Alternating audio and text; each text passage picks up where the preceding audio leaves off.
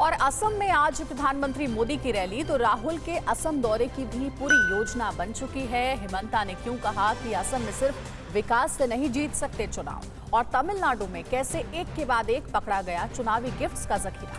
चुनाव और सियासत की बड़ी खबरों के लिए देखिए टॉप 9 21 का राज्याभिषेक। प्रधानमंत्री मोदी आज असम के करीमगंज में चुनावी रैली को संबोधित करेंगे। रैली को लेकर प्रधानमंत्री ने ट्वीट किया है कि 18 मार्च को मैं असम दौरे पर रहूंगा। यहां करीमगंज में होने वाली रैली के दौरान राज्य की जनता के बीच मौजूद रहने के लिए काफी उत्साहित हूं। पिछले 5 वर्षों में असम में विभिन्न क्षेत्रों में कई सकारात्मक बदलाव हुए हैं। एनडीए विकास का एजेंडा जारी रखने के लिए जनता का आशीर्वाद चाहता है। तमिलनाडु के तिरुवरूर में एआईडीएमके नेता और राज्य के मुख्यमंत्री ई पलानीसामी ने ट्रैक्टर पर रैली निकाली। नानीलम विधानसभा क्षेत्र में अपने इन चुनावी अभियान के दौरान पलानीसामी ने दावा किया कि उनकी पार्टी जीत की हैट्रिक लगाने जा रही है। राहुल गांधी 19 और 20 मार्च को असम में कई चुनावी सभाओं को संबोधित करेंगे। 2 दिनों के अपने इस दौरे में राहुल 1 दर्जन से ज्यादा छोटी बड़ी सभाओं और रैलियों को संबोधित करेंगे। राहुल गांधी अब तक ज्यादा समय तमिलनाडु, केरल और पुडुचेरी जैसे दक्षिण के चुनाव राज्यों में बिता रहे थे। इस बीच कांग्रेस ने असम में 3 और सीटों पर अपने उम्मीदवारों की घोषणा की है।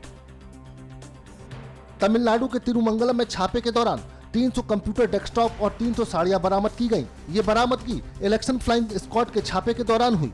इसके साथ ही कई दूसरे गिफ्ट आइटम भी मिले हैं, जिन पर एआईएडीएमके कैंडिडेट आरबी दयाकुमार की तस्वीरें चस्पा थीं। माना जा रहा है कि ये गिफ्ट वोटरों को लुभाने के लिए उनके बीच बांटे जाने थे।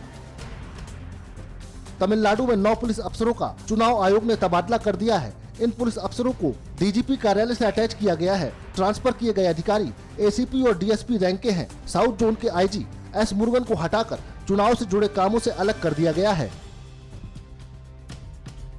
असम चुनाव को लेकर बीजेपी नेता हिमंता बिस्वा शर्मा ने बड़ा बयान दिया है। उन्होंने कहा है कि असम जैसे राज्यों में आप सिर्फ विकास के मुद्दे पर चुनाव नहीं लड़ सकते। उन्होंने कहा है कि असम में सामाजिक आर्थिक जीवन के लिए पहचान का मुद्दा बहुत ही अहम है। बीजेपी नेता ने कहा है कि विभाजन के दिनों से ही असम घुसपैठ की समस्या से लड़ता रहा है।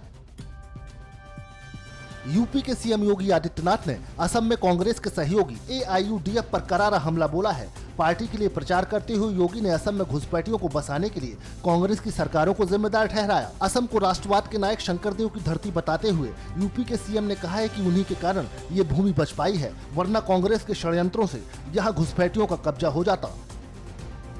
तमिलनाडु के श्रीविल्लीपुतूर में चुनाव आयोग की टीम ने एक शख्स से 3 करोड़ 21 लाख रुपए बरामद किए हैं। आयोग की टीम ने जब उससे पैसों का हिसाब किताब मांगा तो वो कोई संतोषजनक जवाब नहीं दे पाया। आयोग को आशंका है कि ये पैसे चुनाव में गलत तरीके से इस्तेमाल के लिए थे।